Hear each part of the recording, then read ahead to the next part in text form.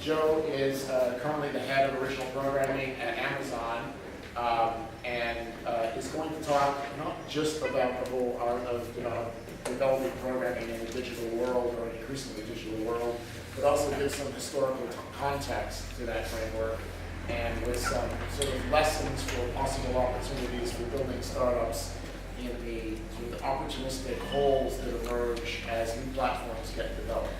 So that's sort of the general framework. Joe's going to come up and talk for 20, 25 minutes or so on that particular sort of topic, and then I'm going to come up and join him. We're going to have a couple more pointed questions on the topic, and then we'll take some questions and Q&A from the audience. Okay? Sound good? So Jared, the floor is yours. Paul.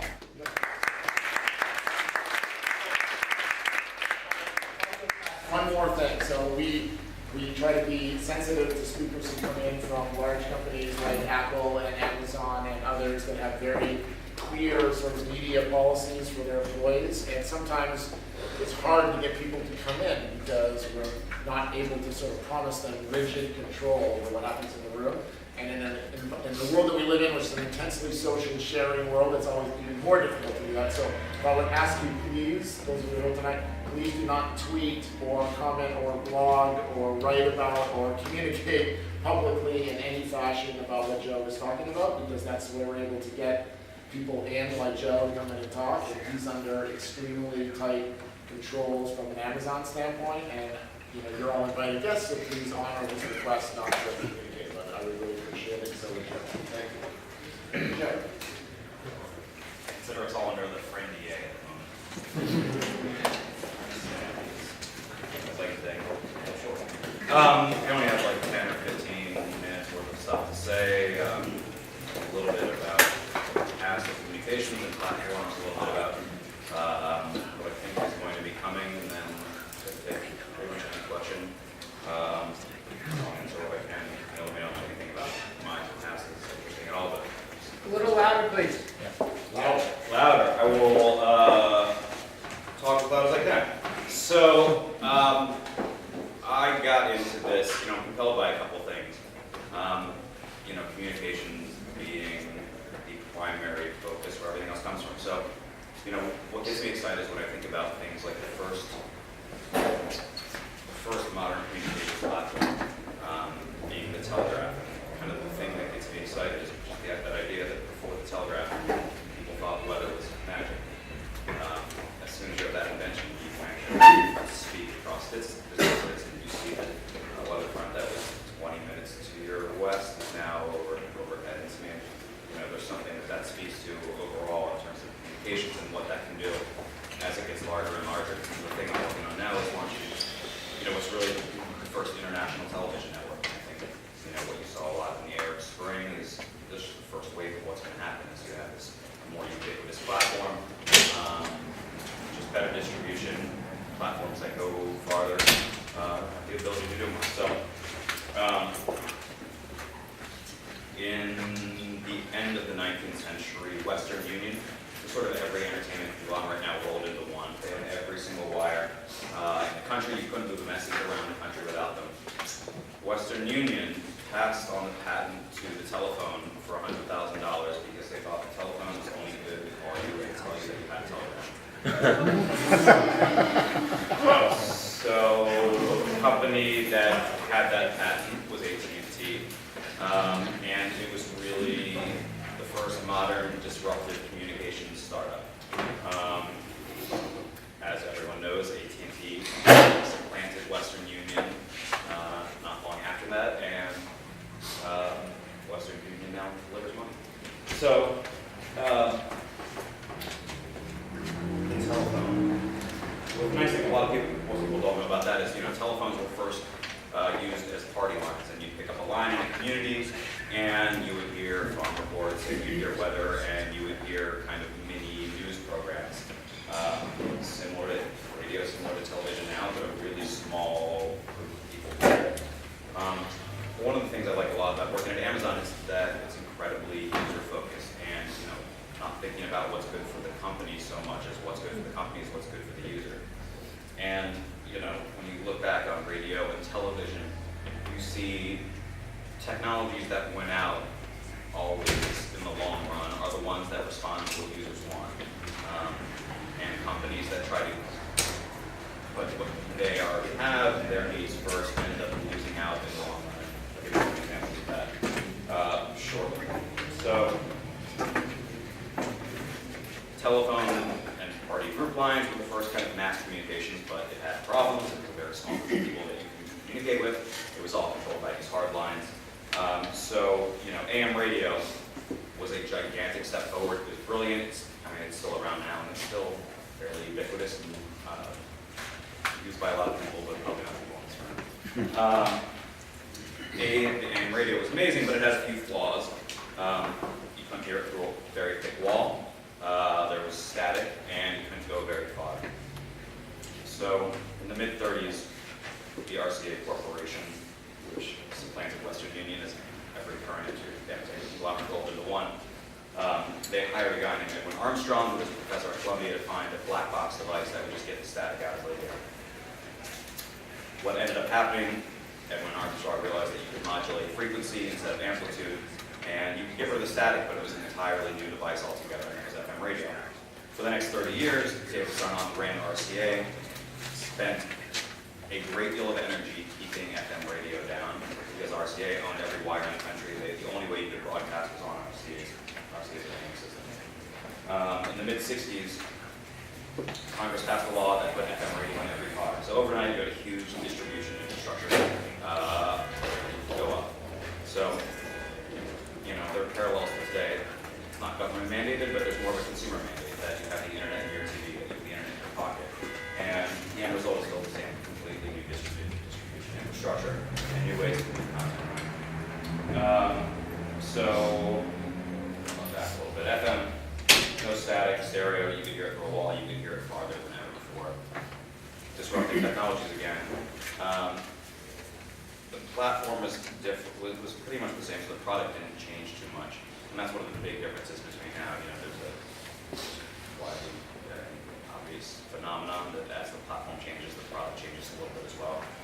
That's the challenge of my job now, and that's what I'm going to challenge everyone here, and I walk around challenging people every day to do. Is figure out how the product now is going to change the platform does. But 50 years again. So broadcast television, for a long time, for most of the 20th century, broadcast television was 3 television networks with an incredibly small group of people that made the shows, an even smaller group of people that picked the shows that you would see. And that still is creativity, it's just a small group. So broadcast television was brilliant, but flawed in that sense, in that you're trying to reach mass audiences, and that usually turns out to be the least objectionable programming. And when you're not able to challenge audiences, I think you tend to get a lot of the same, which is what happened for most of the 20th century. Until the mid-70s, when you had cable television come along. 1975, HBO, which at that point had just been a closed circuit system for sports, realized that you could send a signal from a satellite to a community antenna, and instantly you had the first cable channel being built. Again, it was a response to audience needs, that more channels, more specificity, a better picture, distribution in places that it couldn't be before.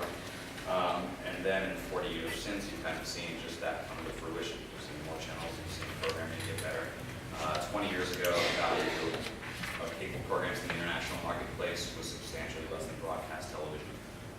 So in a business like mine, that means if I was at a cable network, if I'm doing an hour, simply by virtue of being how my show was delivered, it's suddenly worth 40% less to an international market, and that's completely gone away because the shows have proven to be what people like. You've seen serialized shows take off. You've seen the product change slightly as you could go after specific audiences. So, like FM radio coming out of AM, like cable TV coming out of broadcast television. That's sort of where I sit now in what we call cloud television. An area I've been in for about 3 years now. And cloud television is just what it sounds like. Broadcast television, broadcast. Cable television comes from the community center of cable. Cloud TV is simply regular television pulled from the cloud. It's this idea again of responding to what people want without them vocalizing it. And like any startup or any stand-up comic, the measure of success is how accurately you can look around and see what people are already thinking and not able to articulate. And for people, my company and other companies in similar spaces,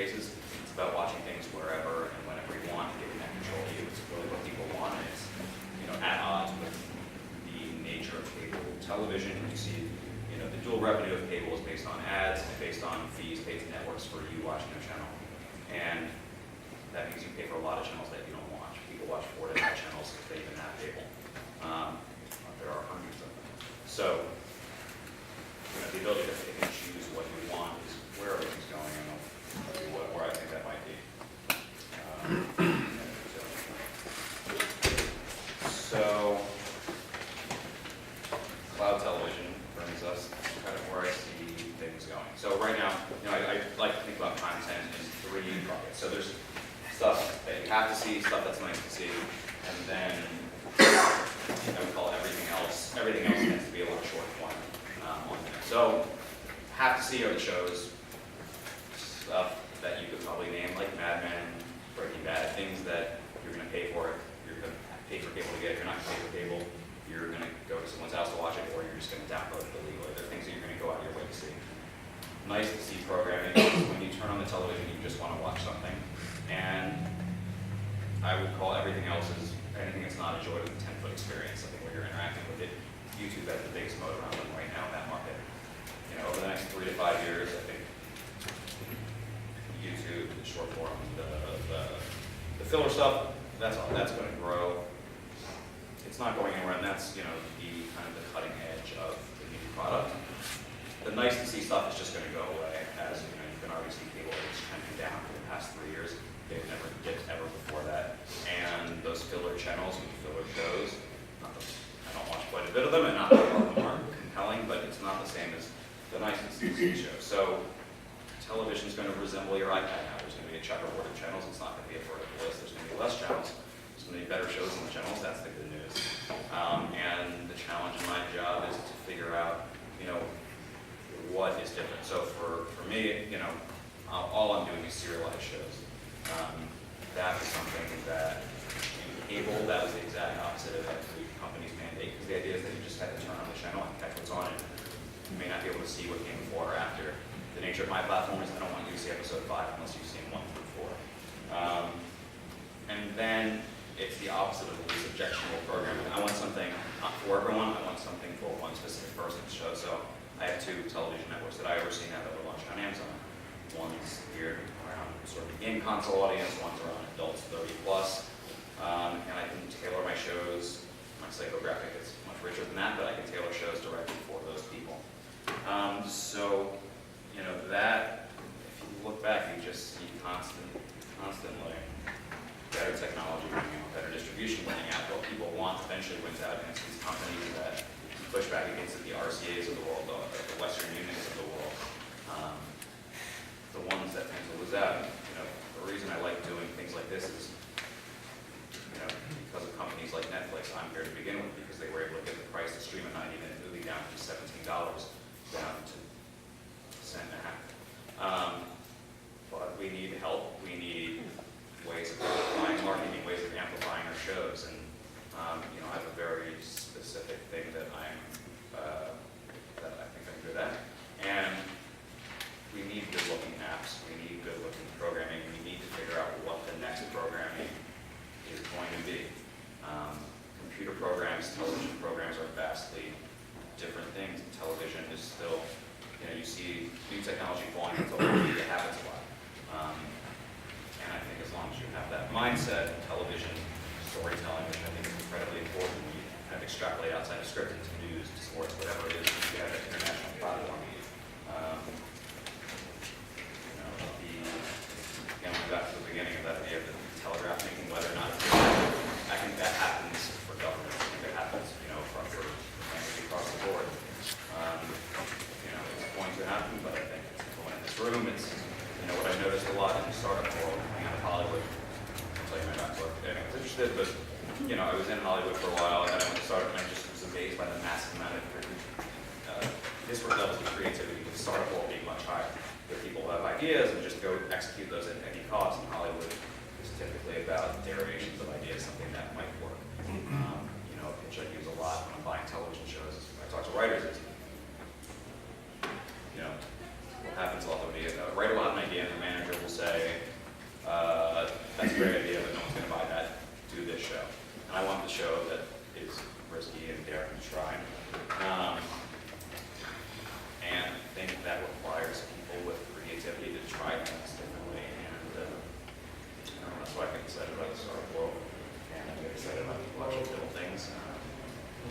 There's nothing less exciting. I'm guessing a lot of people in here don't watch AAA or pop shows, but you do tell me that it makes them. People want to see stuff new. I've realized this in a couple years ago in the startup world, rather than having no better feeling than being something, building something. It's, I don't know, I'm jealous also of people on this side. I remember when I didn't have to have people make a speech that Paul did before, because I would have killed for any sort of press whatsoever, and I discovered along the way at Amazon that it's not always a good thing to have a lot of press. I have my fair share of social media hiccups. That's it. I'm very good about my content. I think what it was amazing. I can't think what programs I'm interested in, what program will become. I can see the next 2 to 4 years pretty clearly. After that, I have no idea. Before I left Starboard, I was working at Fox, and I said, I'm just a mentor of mine, the person who taught me how to run a television network, the former network president, had gotten asked by Google what the future of TV was, and she had just jokingly relayed that to me. And it just never dawned on me that there was another iteration of television. I grew up entirely in the cable era. And that idea of what's next is always pretty fascinating. And I think the reason that Amazon's successful in this job right now is seeing that 2 years in advance goes a long way. So just like to challenge people as much as possible to figure out what that thing is beyond there. How can we use platforms that we can watch our shows on 4 different on every screen? How can that be done differently? How can we, the old data is that people watch about an average of every third episode of a television show. Now people watch a third less shows, they'll watch every episode. How can we make things even stickier? How can we make it more reliable? How can we, I want shows that you don't see a billboard for. I want shows that you have to watch because you want to shut people up, keep telling people to watch it. So that's what compels me. That's why I'm here. Questions from Paul? Since you example all of them, I would trail off. so one of the interesting things, I'm teaching class that, if you don't know, I'm teaching class in Weston for 19 years on impact technology on entertainment, and one of the things, giving the historical context that you started with. Right? One of my favorite quotes is from a Spanish philosopher, George Santayana, who said, "Those who forget the lessons of history are condemned to repeat them." He said it in Spanish, though. I don't know Spanish part. You started talking about some of the things that happened historically, which a lot of people forget about, and as we start, everyone thinks that the current moment or the moment that we live in is the most interesting because it's the time that we live in. But there's been a long innovation that has preceded us that has set the building blocks for where we are today. Right? And there's also something in the way you described with certain things like the Western Union example, and most people know that when the railroad was created, it was created to actually move people. It wasn't 30 years that they thought to actually use the railway to actually transport people, which transformed basically the investment in the investment in mass industry and that kind of thing. And then if you go to more current cases and things like AOL almost shut down when they suddenly realized that people were actually using AOL for mass email that they thought was an entertainment platform. Right? So that's sort of the law of unintended consequences. You build a platform, as Mr. Meany did, or you have no idea what the use case is going to be. So now you're building a platform or building content in a sort of changing, evolving landscape, and the way that people adjust media from different devices is changing. So how have you thought about different structures for the content in terms of it's been locked in the network model, 22 minutes to allow for commercials, and that kind of context. So people have experimented online with shorter form content, with different things, with interactivity, with other inputs. How are you looking at that? Are you going straight down the middle and creating content in this traditional linear 30-minute episodic fashion that's existed? So yeah, no, it's important to obviously I love context. What is not going to change, I think, in my lifetime is sort of the nature of American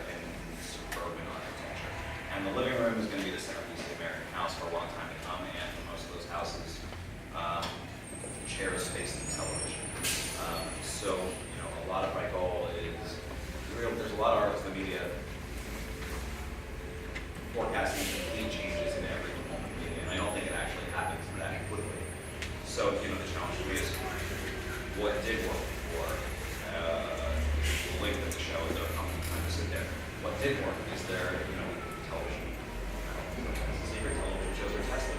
Is there a better way to test things? The format of what we're doing in terms of television, very similar to what you see. I think 22 minutes is fairly comfortable to sit down. For most of America, television is something that you want to get home and just turn your brain off and have it work.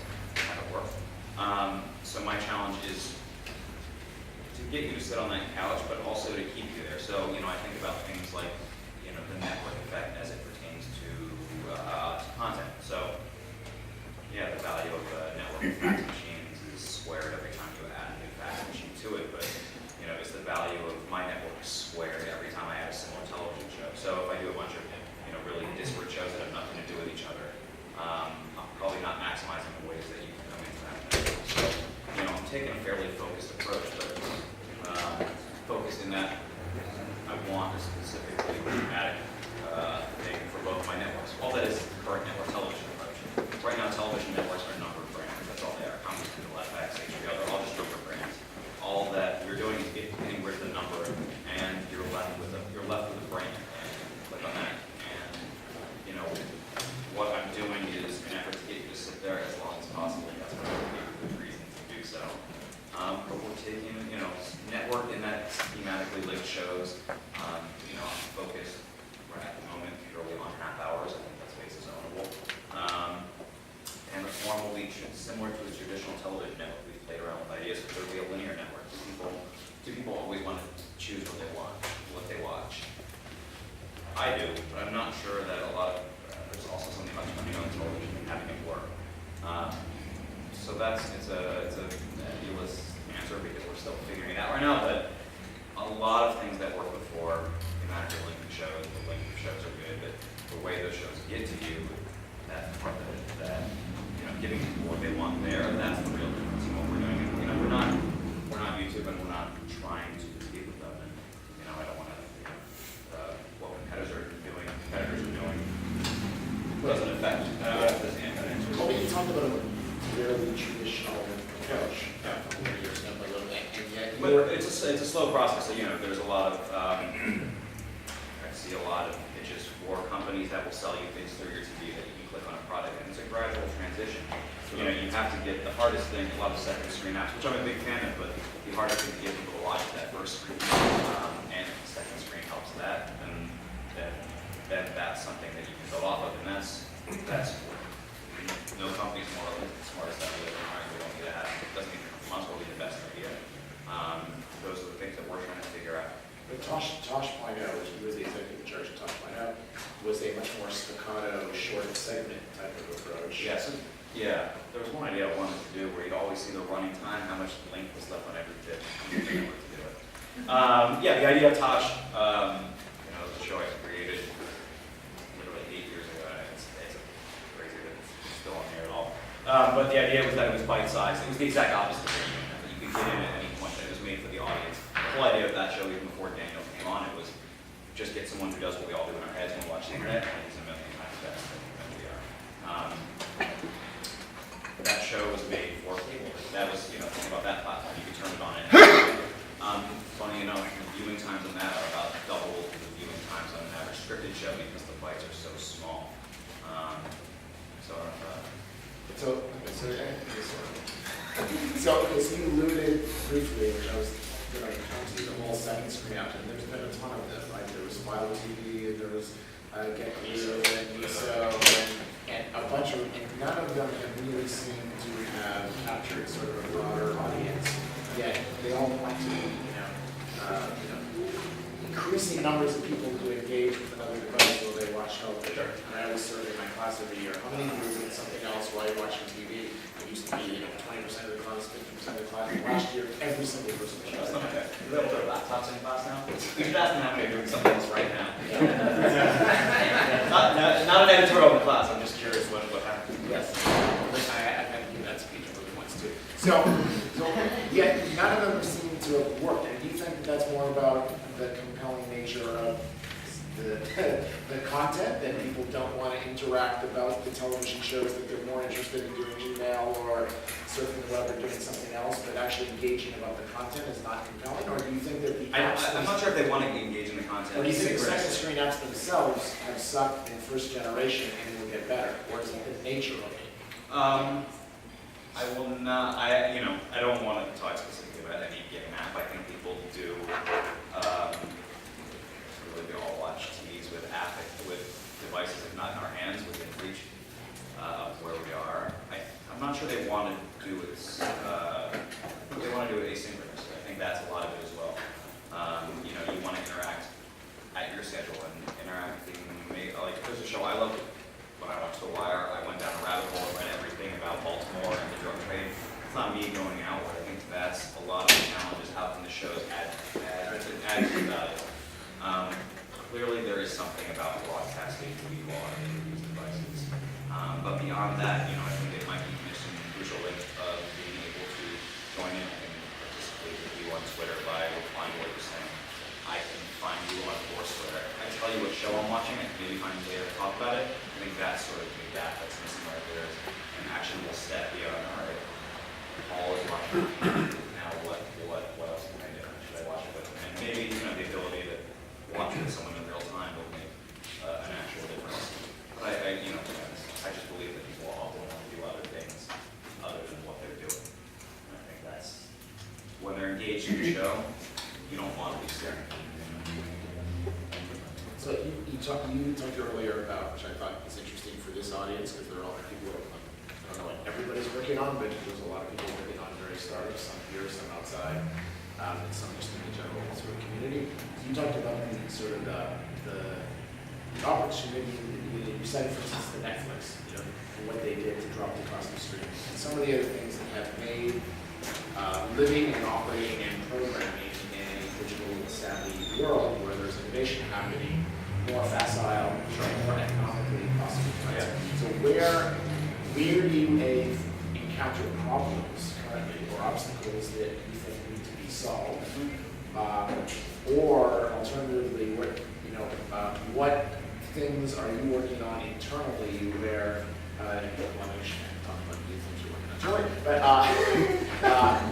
basically, where do you think that there are things that need to be addressed as in that streaming problem? That if somebody were to solve them, it would basically open up more doors for either, to change the consumer patterns that you talked about, increase engagement of the content or something. So when ESPN launched in 1978, they got $30 million from getting to launch this organization. It was kind of on par with the price of starting a regional sports network in Connecticut at the time. So $30 million in 1978. I launched my own television network. I left Fox. We were raising $4 million Series A to do the exact same thing. So, in that period of time from 1978 to present, so that's a $26 million difference. But there's still, for people, there is no white label television network solution. Costs are always too high. Cost of talent is too high. I'm not sure they would do it. No, well, but you can't, because there are always more people out there. And that, going back to the three networks and smaller people making shows, those are not the only talented people. And as you've seen, as those networks provide, there are a lot of talented people out there. So, that's all I'm saying. But it's the cost of delivering programs. It's the ability to get programming. It's the ability to amplify a marketing message. I think those are the kinds of things. It's all just the cost to get the signal to you is the most important thing. As the either owner of the company or the employee, I think we absorb that cost entirely. And the reason that Time Warner gets why you pay a lot for Time Warner is because they have to absorb the cost of laying those wires down. So that invisible distribution system, anything that can be used to improve times like that, to improve. A lot of times this is the user interface still has to be beautiful, and it's not just a matter of getting the programming to you. And I think that's where a lot of there needs to be a lot of work. I think a lot of companies that are out there that are going around doing various levels of success, and I don't think there's anything. There's a great Jeff Bezos quote that the ideal Amazon interface would be: you turn on, you go to Amazon.com, and there's a single product and the one that you want to buy. I think that is very hard to do in retail. I think it's actually possible in television and content in any form. You go to a website and the thing that you wanted to watch, what I wanted to watch is already there. I don't have to solve that problem. What's the, Probably, is that but- gonna be use your own internally developed recommendation engine, or? I think that it is smart to use any information that you have. Netflix has spent a lot of money getting their recommendation system better, I think. Their way of discovery is accurate. And then what about on the, when you decide to do launch, say, launch a particular show, how do you, are you gonna work hand in hand with your marketing? Digital marketing, you know, the things that make it. And I mean, this sort of the corollary of that is, how are you looking at that changing in the way that you launch a show, given versus the way that a network television show would launch a show? So, you know, that idiom in advertising that 50% works, we just all know we have, and that's the part that we have to take care of and target where we get to people. But, you know, launching apps now is significantly different. Startup now is significantly different in traction than it was 5, 6, 10 years ago, just because there's a crowded marketplace. Unfortunately, I'm in a very crowded marketplace. One of the reasons I'm focusing on half hours and not hours is that hours are marketed at exceptional levels and do exceptionally well. Things that make a hit, piece of content aren't going to change. It's an idea, you kind of believe it's a talent that's sort of accessible, and a ton of marketing, and it's all of those things at the exact same level. So strategy I can't really talk about too much, but you know, it's the same level of capital input that a traditional network. We can see less the amount that we do that wasn't quite watched to begin with. So, you know, that is the more opportunities to focus on who will watch these shows. You know, 100 people make advertising 100% effective. Very long way. Not just what we're on there, but the folks. All right, I'll ask one more question and then we'll open it up to the floor. So, obviously, Amazon's in the retail commerce, or retail disintermediation business and commerce business, and you said a snippet earlier. Well, maybe we slip on the show and buy the product kind of thing. And so that made me think about how many failed attempts there have been historically for creating interfaces. I can list them all, going back to 10 years ago, where people were basically trying to create overlays on television shows where you'd be able to, using, depending on the level of interactivity that was available at a given point in time, click on the dress or on the whatever. And people would try it. In today's world, they've all universally failed, and I would never fund one, largely because of massive impossible rights issues to circumvent. Because, and every given show that's on network television today, you've got talent, and then if you're talent and you're wearing a sweater and click on the sweater, then you have to negotiate a deal with every single person on the show, the owner of the show. But those the are really customers, those are smart. and it's not that easy to do anyway, because, I mean, come from that world. Yeah. It's almost impossible to do it. Certainly, it's But if you have Amazon Prime, you can ship it for free. So that's a good. So is you know, is that something you've thought about in terms of how you have commerce and commerce component? It's not something, you know, that I was tasked with. You know, again, I just feel like it's hard to get people to watch the first screen. I think that's why most of the places that fail. And people are watching it for figuring out, watching it for fashion, and as a person, watching it to actually make a purchase. You're using two different things. And, you know, to engage in the show, it pulls you out of it to think, do I want to make this purchase? And I do think we will end up there. It has to be integrated right. No show is done that. It's hard to do. Compelling programming that is also e-commerce driven. You know, one of the things we've seen over time is tend towards single, away from it towards single use, apps, single use environments. Television, they may not want to shop at that moment. Exception shopping. I'm not a believer in them either. I think someday there'll be an opportunity to create value through content, but transactional purchases, I'm not sure in real time. Okay, so I'll open up to Q&A, and I'll step back, and you can select who you want to go. And we'll take about 10 to 12 minutes for the Q&A. And if there's something that you can't answer because of time, feel free. Make up a big one. Go for it. Hey, John, nice to meet you. So, on this traditional television, like Amazon, how much of the data and resources that are in front of, how much of that is affecting the programming, analytics or intuition? It is as you might expect, everyone's a lot more data-driven. But you have to collect the right kind of data, and my personal opinion is that explicit data isn't always the best thing to gather. There's a tendency when people have to articulate why they feel a certain way that they can come up with sophisticated answers. There was a study done with people where like, in a room full of art and they get half the group said, take whatever you want, and it's yours, and the other group said, take whatever you want, and then it's your right to tell us why you chose that.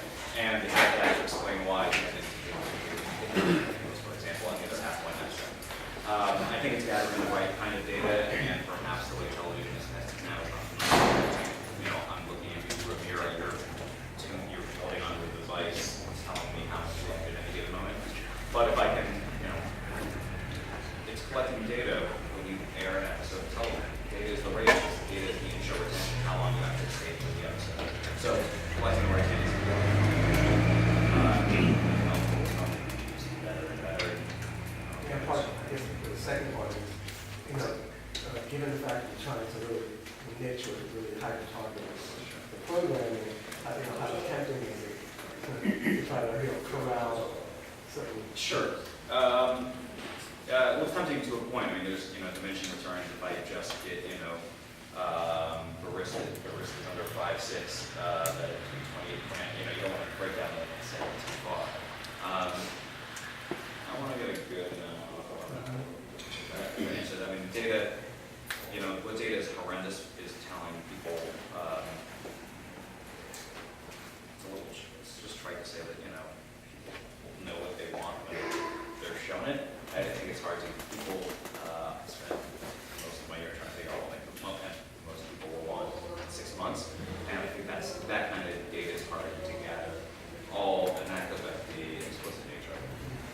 Implicit, that's different. What you buy is an active way of seeing what you are interested in and what you might say.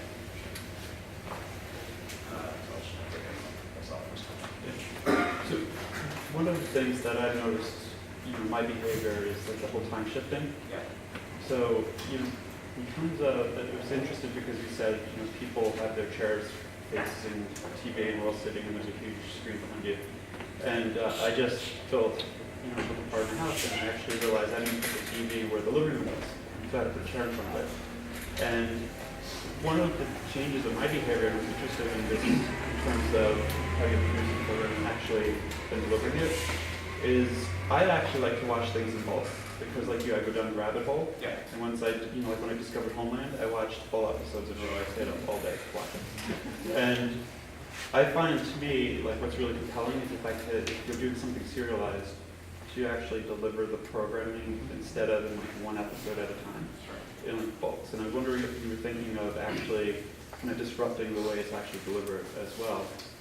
So it's a little bit of an area that we're, I don't want to speculate on what we're doing, but that I agree with what you're saying. It's important that the episodes are all up there fast. I think what's great is if lots of people tell you you haven't seen Homeland, suddenly 13 episodes isn't that scary. 6 episodes isn't that scary.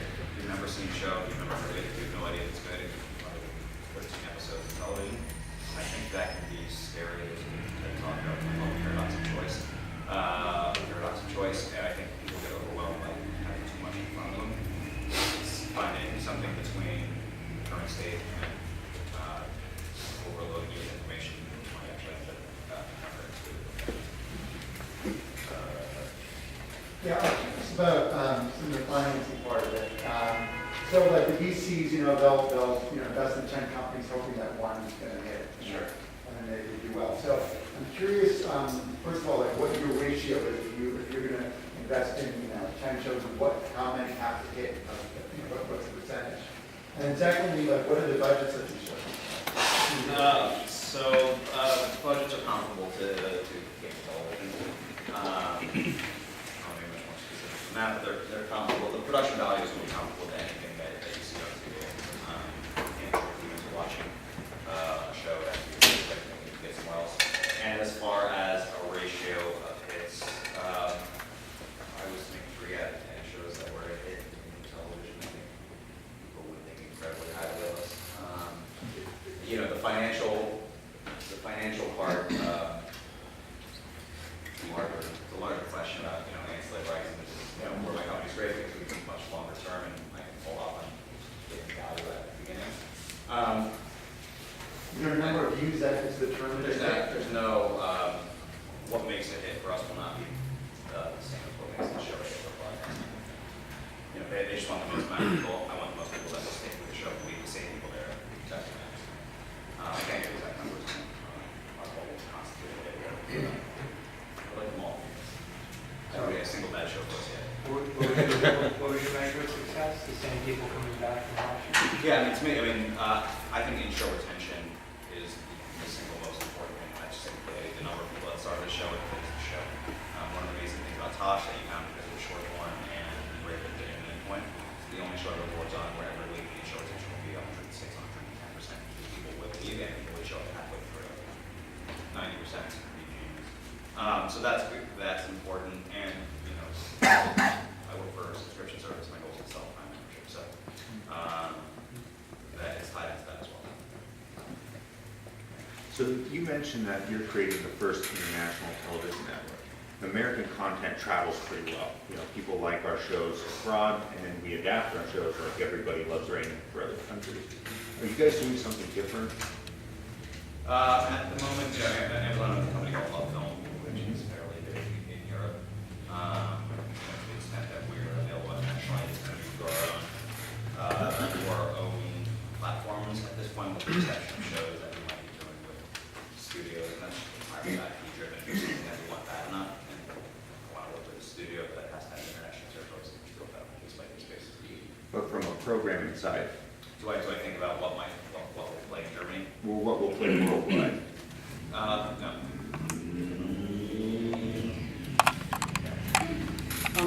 Could you speak to ownership in the TV space, and the theatrical space and the short-film space, specifically in terms of what the trend is in your view, say? Do you mean my personal ownership of my job or ownership of television programs? Do you mean ownership of the television programs themselves? No, user ownership. I'm talking about changing in your patterns. Sure. I don't know if this will answer if this is the question you're asking, but I don't think there's a world where everyone goes to the same service.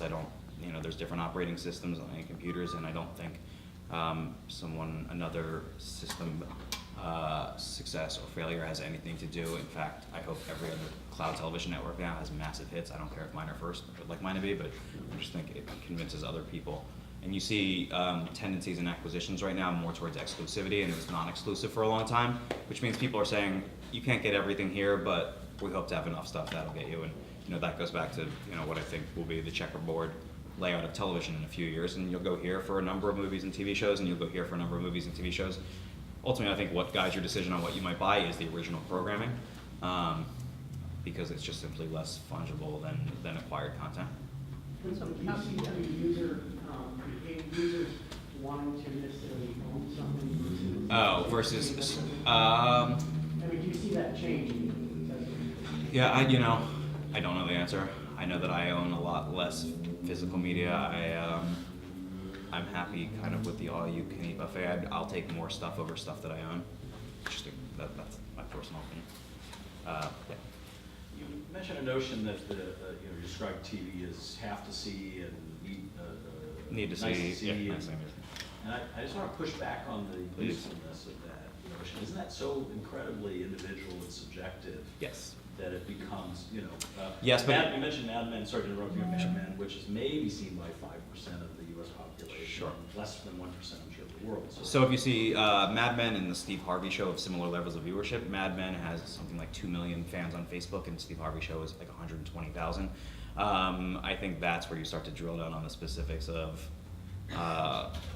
that speaks to the have to see of it all, and that the truth is just some shows are more disposable because they get hashtag ratings, because their networks get hashtag ratings, because it doesn't matter what's on them, they're going to get $1 per subscriber, and they can make their goal is to just keep that programming down. It kind of goes back to the the flawed nature of public companies and content, is that your goal as a public company is to spend as little of your profit as possible.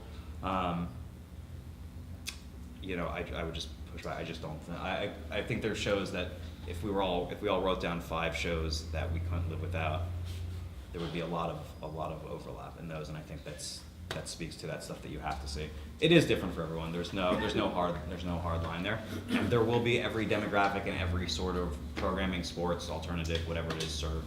But I do think those shows will be better, and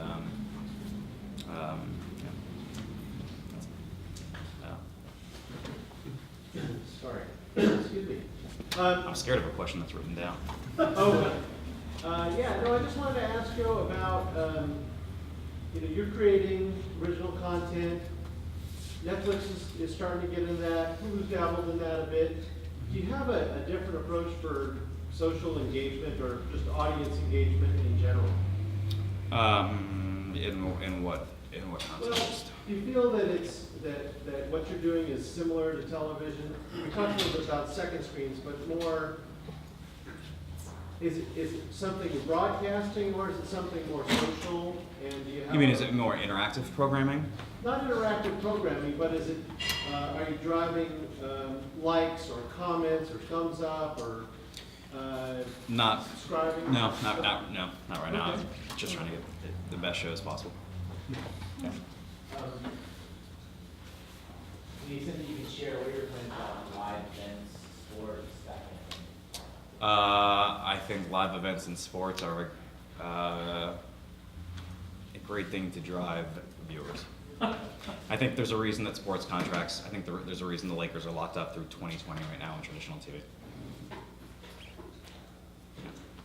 In terms of monetization, what is only subscription based, or you plan to introduce some advertising or brand integration, branded content, or I don't know what the strategy is. I don't know what the answer will be for everything. I don't think we'll do branded content. I think that just serves, that's not thinking about what audiences might want to see. I think that's thinking what works for the brand.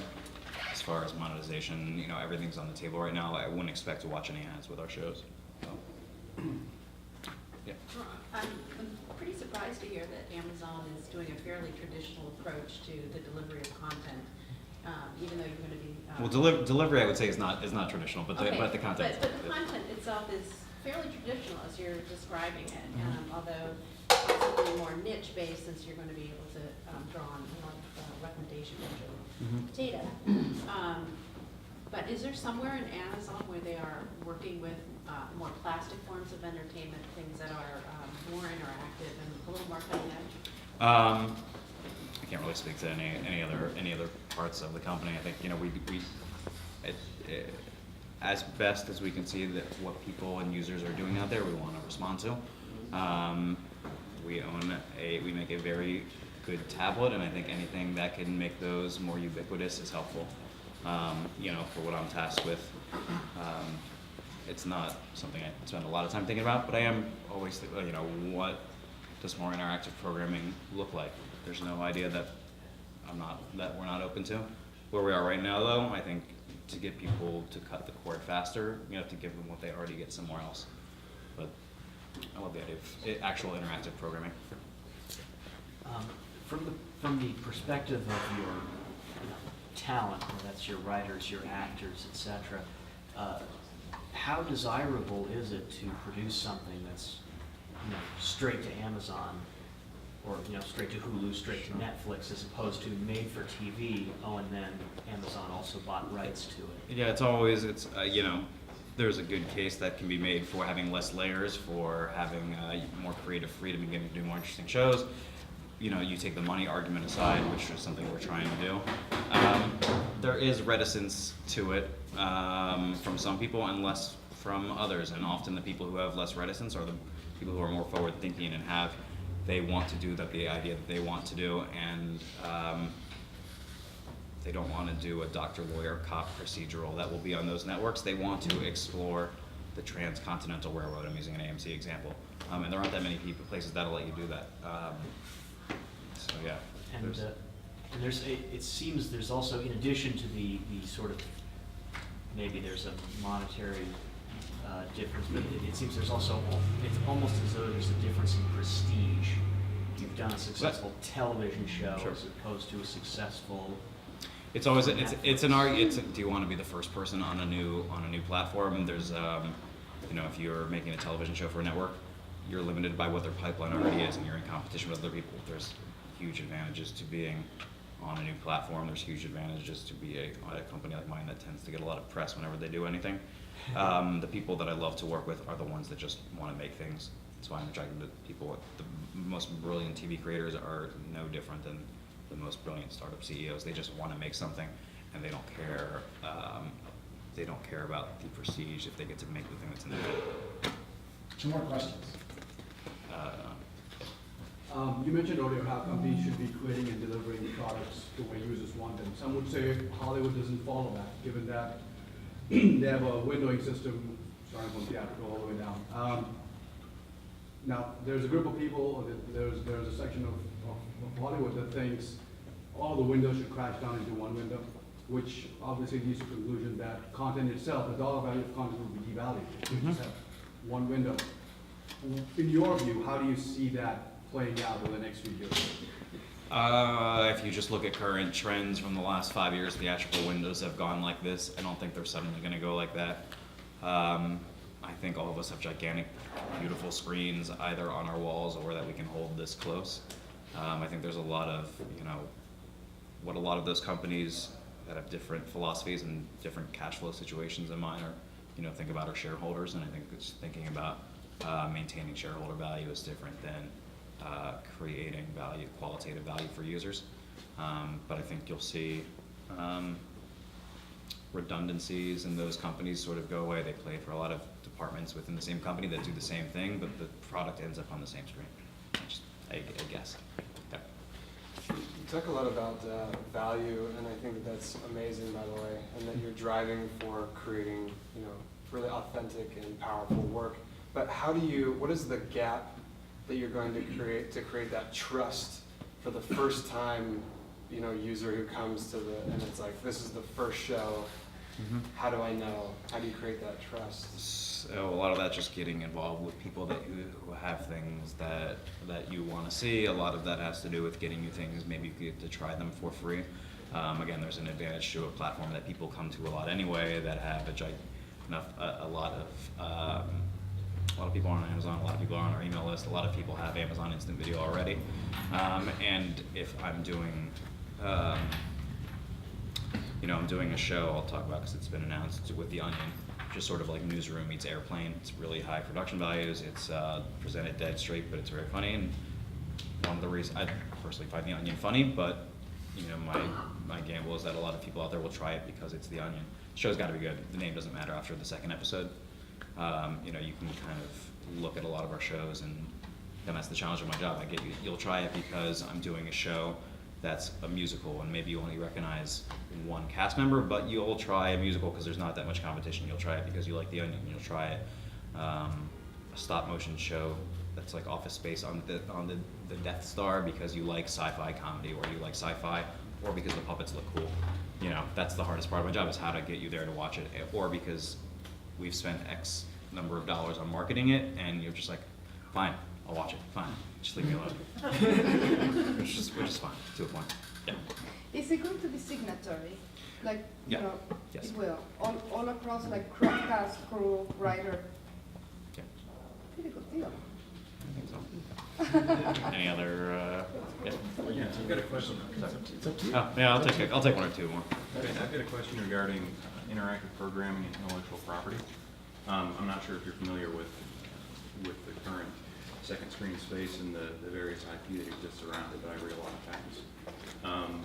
And there are quite a few that purport to have broadcast television and interactive experiences around it relatively well tied up. So the question that I have is, and maybe you can't answer this, but from a strategic point of view, would Amazon prefer to compete with that by establishing proprietary mechanisms, patents, what have you, around interaction with internet delivered content, or would you rather have that go open so that there's more competition and a more vibrant startup space around it? Yeah, I can't speak to anything about any company philosophies or sort of what we're working on. I can't remember. Any other? Would you say that Amazon kind of sees themselves as an alternative to like HBO or FX, or would you say they see themselves as maybe an alternative to cable? Well, I would call those the same thing, but you know, I just don't spend a lot of time thinking about competition. You know, I think that's a pretty culturally ubiquitous thing at Amazon. I don't. mean competitively. I just mean with, like, are you guys going to be a brand like other than like I think of FX and I know what shows are on there. You know what Yes, I I mean? think if we're successful, you will know what an Amazon original television program means and be able to articulate that. And I think if you can't articulate it, we've done something immensely wrong. Yeah, I was just curious of two things. One, this Amazon original programming series, will you be sharing user data with your partners, the producers of the shows? I don't know the answer. Okay. I think maybe to sum up what this other gentleman was saying, patents aside, do you think that there's the ability for third parties to synchronize to original content with or without the permission of the underlying content developer? It's a guess at best. I would hope so. I think that only helps.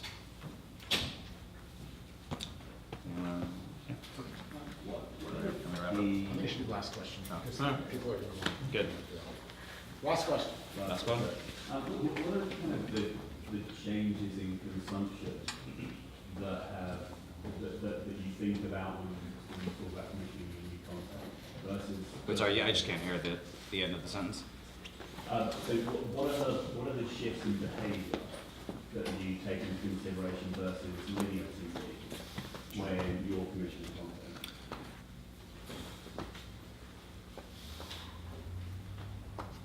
It's not something I don't think about it too much. I don't think about things that are meant to be viewed on a telephone, if only because most of these things end up not being viewed on a telephone. You know, it goes back to just trying to make the most premium shows, and I think those are the ones that, you know, me driving you to pause it on your tablet and go and hit play on your TV and it's where you left it. I think that's how all television should be, so I don't think of programming that's specifically good at that. Yeah. I mean, the viewer behavior, you know, things that I look at are, you know, 86% of kids that started college last fall didn't bring a television with them, which boggles my mind because it was one of the, I'm a television nerd, but it was one of the first things I took care of, and it's still an exceptionally high number, but that same 86% watches almost 40% more TV than people did 10 years ago. So I think that's something to think about, and if you have Netflix and an iPad, you're watching 22 hours a week instead of 14 hours a week, and that 14 hours a week itself is up from before. And if you just have an iPad, you're watching 17 hours. It's things like that I think about. You know, television is trending towards people not paying for cable but watching more. I think that speaks to why I'm in cloud TV to begin with and not still in television, where I had fun, but it wasn't as compelling.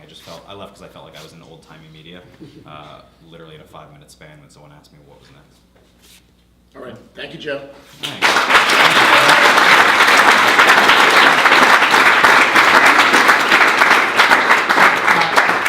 Next week, there's a talk.